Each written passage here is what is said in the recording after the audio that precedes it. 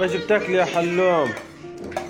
احنا كل يوم قبل ما ننام بنودع اولادنا، لان احتمال ما نصحاش اصلا او ما يصحوش هم.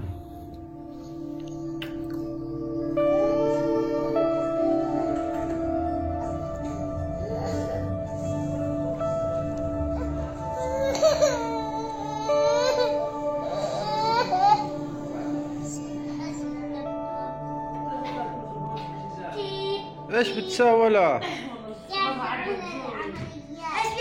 ليش تعمل عملية؟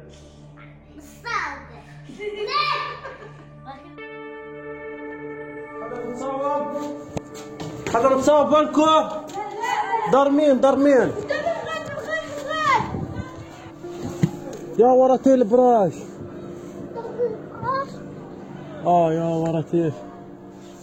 يا ورتي ايش مجزر هذه؟ ولا 200 شهيد. والله ربنا سترك والله بالنم هانا. تبع الزاز نروح نكنسها خشاش. يا وليد حضر شنطة الإسعافات وإيش في أدوية ما أقدر أخذها معايا. خلاص أنا طالع. أنا 3 مرات ربنا إيش سلمنا من حزمنا ري ومدفعية وعندنا الأمر عشوائي يعني. الليلة ربنا سلمنا من الدار اللي جانبنا نزلوها والدار اللي قبالنا وهتوي. بابا مجروح خفيف يا بابا، خفيف مجروح مشي كثير. أنا ما كنتش جوا الشباك. بقيت قاعدة جوا الشباك. إلا تستقبل كنت هنا مصرخين.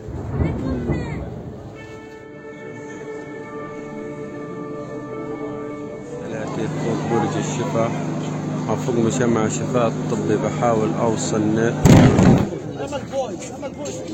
بعمل أصور الفيديو، أعرف التغيير هذا اللي صار. والله أروح أشرد ربنا ستر. هاي مروح من مجمع الشفاء للمركز الأول اللي أنا ساكن فيه. شوف أنا نمرق عن مخلفات حرب وذات مش مفجورة ممكن تنفجر. الناس تحط عليها زي حجار اسمه حاجة.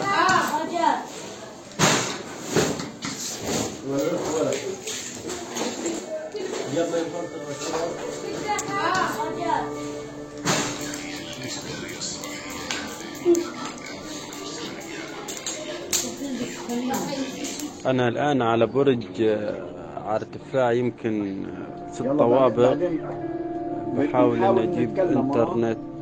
خبيني من الزنانة، سامع صوتها عدت حسب بدها تدخل والله براسي. تقدر تقول أنا بايت في الشارع، بيت ليلتين في الشارع، والوضع صعب جدا جدا.